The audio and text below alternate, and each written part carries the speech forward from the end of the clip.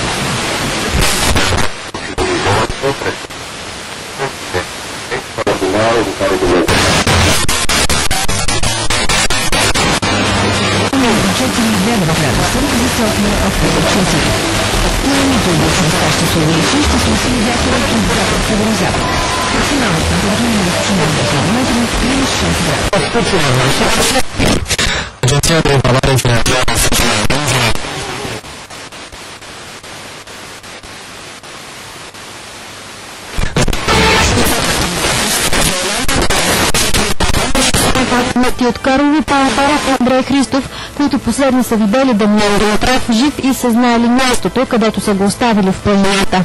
Димитров е участвал в